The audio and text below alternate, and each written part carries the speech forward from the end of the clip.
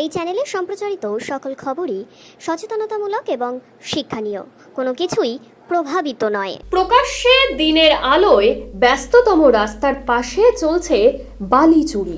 কায়দা বদলে দুর্গাপুরে প্রকাশ্য দিনের আলোয় বালি চুরি। পুলিশ প্রশাসন ও সেচ দপ্তরের ভূমিকা নিয়ে উঠছে প্রশ্ন। দামোদরের বালি চুরি নিয়ে বহুবার অভিযোগ প্রকাশ্যে এসেছে, তবে এবার বালি মাফিয়ারা চুরির কায়দায় বদলেছে।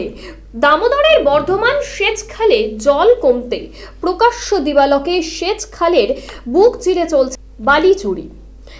একদিকে দুর্গাপুর থেকে উত্তরবঙ্গ যাওয়ার মূল রাজ্য সড়কের ধারে, অন্য দুর্গাপুর ব্যারেজ সংলগ্ন সেচ খালে বালি চুরি প্রকাশ্যে। কিভাবে পুলিশ প্রশাসন ও সেচ দপ্তরের আধিকারিকেরা নজর এড়িয়ে চলেছে তা নিয়েই কিন্তু উঠছে প্রশ্ন।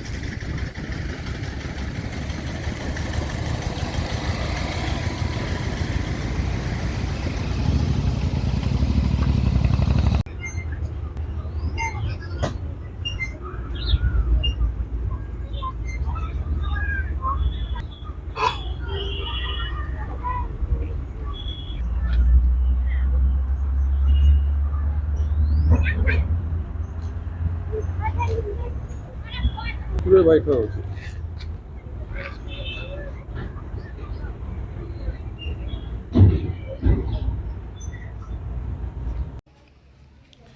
দেখুন, এটা অ্যাকচুয়ালি হচ্ছে আমার ওয়ার্ডটা মানে বড় ওয়ার্ড, বিভিন্ন জায়গা নিয়ে, তো সব জায়গায় কি কখন হয় সেটা সম্ভব না সঙ্গে সঙ্গে জানা, কিন্তু আমি এখনই এটা জানতে পারলাম।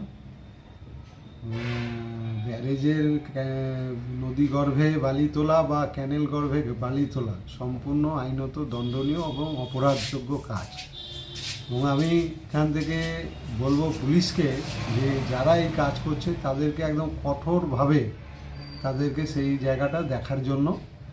এবং আমিও এই খবরটা পেলাম এবং ব্যক্তিগতভাবে আমিও যদি আমার করণীয় কিছু থাকে অবশ্যই আমি স্পটে যত তারিখ গিয়ে আমার থেকে যদি কোনো ব্যবস্থা নেওয়ার দরকার হয় আমি নিশ্চয়ই নেব।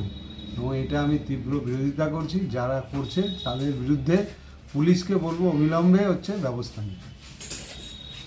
41 নম্বর ওয়ার্ডে বর্ধমান ডিভিশনের যে ইরিগেশনের ক্যানেল, সেই ক্যানেলের 6 নম্বর গেটের কাছে বস্তায় করে ওখানে জলস্তর নেমে যাওয়ায় বস্তায় করে বালি প্যাকিং করে ওখান থেকে বালি চুরি করা হচ্ছে।